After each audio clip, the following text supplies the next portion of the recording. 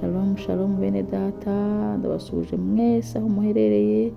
Ubuntu bw'Imana bubane namwe, imbabazi z'Imana zibagote zibasanga aho muri, umuntu wese ahari abona ineza y'Imana. Twongeye gushimira Imana rero tuboneye kano kanya keza kongera kuganira namwe icyo Imana yadushyize ku mutima. Natekereje ngo uko umwuka azagenda dushoboza buri munsi rero tukajya dusangira isengesho rya buri munsi dusenga, kuko isi y'umwijima ifite umuvuduko munini ikirakora, natwe tugomba guca mu muvuduko mwinshi mu gusenga, dusengera imiryango yacu, dusengera ubugingo bwacu, dusengera abana bacu, dusengera imibereho yacu ya buri munsi, dusenga kugira ngo umwanzi ataturiganya. Reka rero dusengere rino jambo tugiye gusengeramwo.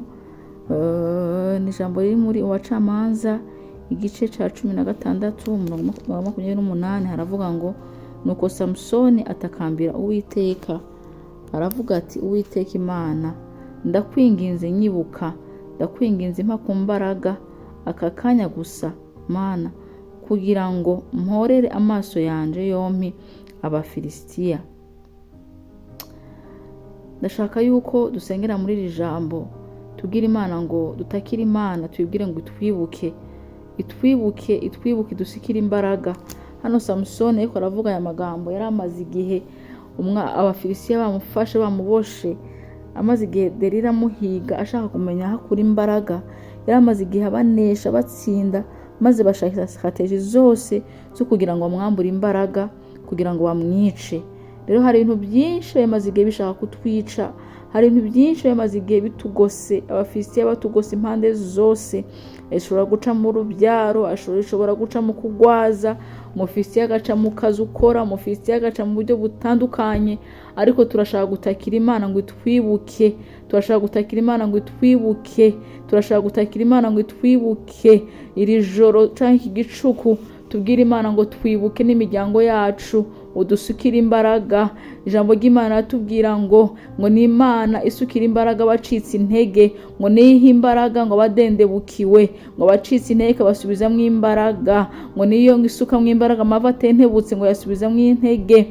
Turinginga rero iri joro muri kino gicuku ngo imbaraga z'Imana zibane natwe. Reka dusengere isengesho umuntu wese ahari, tubwire Imana ngo Mana turagukeneye, turagutakiye Mana, turi imbere y'amaso yawe Mana, turagushimiye Mana, turaguhaye icubahiro kuko utwemereye kuza imbere yawe, kuko utwemereye kuza imbere y'inyonga zawe muri kano kanya. Turakwinginga ngo Mana yacu, reka wumve kwinginga kwacu no gutaka kwacu. Ni wowe wabwiye abigisha ngo nimwasenga umuje muvuga ngo Dawe wa twese uri mu ijuru, ngo reka izina ryawe ryubahwe, ngo reka ubwami bwawe buze, ngo reka ibyo ushaka bibe ku isi nko mu ijuru. Uri data wa twese, uri umubyeyi wacu, niyo mpamvu tuzi imbere tudatinya, dushize amanga, twizera yuko gusenga kwacu kukugeraho, twizera ko gusenga kwacu turiko tukubwira umubyeyi, kandi twizera yuko adusubiza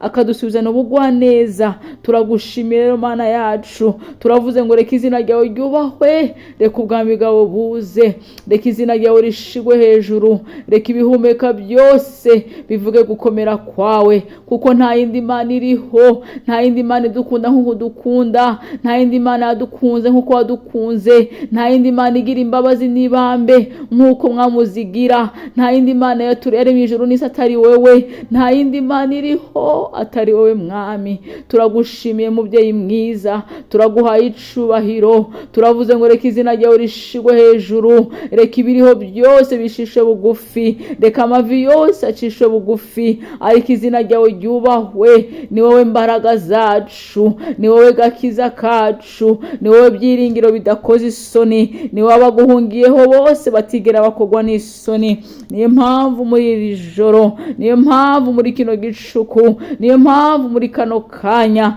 turaguhamagara ngo wumve kwinginga kwacu, wumve gutaka kwacu, nk'uko wumvishije kwinginga nka kwa Samsoni ukamwibuka abanzi bamunogoye amaso maze uramwibuka umusukira imbaraga. Natwe turagutakiye mwami, turagutakiye tukwereka umubyeyi wese, turakwereka urubyiruko rwose, turakwereka umugabo wari we wese ahari, aho yananiriwe, aho yacikiye intege. Turategetse mwami ngo mwibuke, ibuka umuntu wese ari muri situation ikubukomereye, ibuka umuntu wese ari mu bihe bitamworoheye, umwibuke umusukira imbaraga, utwibuke udusukira imbaraga, kuko rero usukira imbaraga abantu bacitse intege. Turagushimiye, turaguhaye icubahiro, kusenga ibicaniro byose bituma abantu batibukwa. Turasenga ibicaniro byose biriko biratuma abantu banogorwa amaso, turasenga ibicaniro byose biriko biratuma umwanzi anogora amaso y'abantu, bigatuma babura imbaraga, bituma bakomeza urugendo. Turasenga iyo mbaraga mu izina rya Yesu,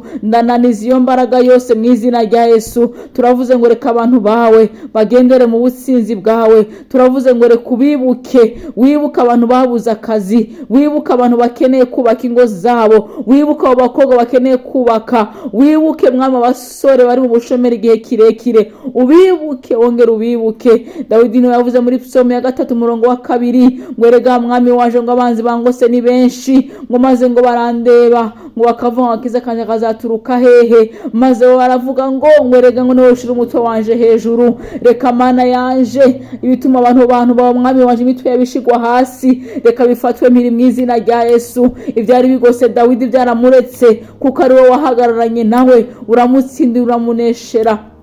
Natwe turi imbere yawe turakwinginga mwami, uri imbaraga zacu, uragakiza kacu. Genderera umuntu wese ukeneye kubona ubutabazi bwawe. Niwe wabwiye Yeremiya ngo ntabaza ndagutabara, unkwereke ibyikinze n'ibyihishije. Turaguhamagarira mwami waje ngo utwereke ibikinze n'ibyihishije ubwoko bwawe. Turagutakambiye, turakwinginga ngo wibuke ubwoko bwawe, wibuke abana bawe. Uyo mubyeyi maze igihe adahaguruka hari mwami atabasha kugenda, reka mwami wanje umuhagurutse yongera agenda asubira mu mirimo yiwe. Uyu mubyeyi amaze igihugu waje umwana atabasha gusohoka, ndavuze ngo reka mwami umwibuke, umukure muri aho hantu aramariza igihe, umuhagurutse umwambika imbaraga. Turagushimiye, turaguhaye icubahiro kubikoze, turagushimiye. Ijambo ryawe rirambwira ngo amasengesho y'umukiranutsi ngo agira umwete muri byinshi, wiyasenganye umwete. Turagusenganya umwete muri kino gihe mwami, kugira ngo udutabare kandi ngo udusubize. Waravuze ngo iyo tudasaba ngo mu izina ryawe tuzobihabwa.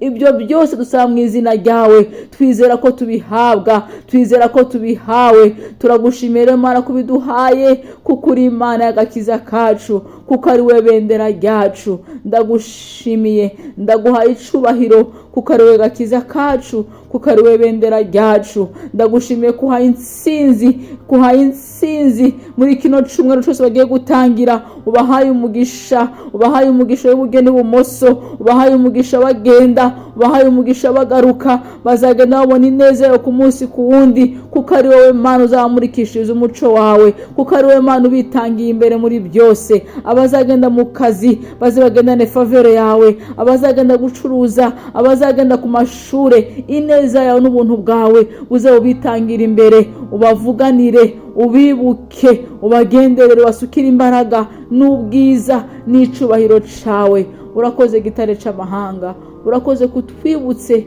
kandi ko utwibukanye n'abacu bose, ukaba ugiye kutugirira neza, ukaba uduhaye imbaraga ziruta iza mbere.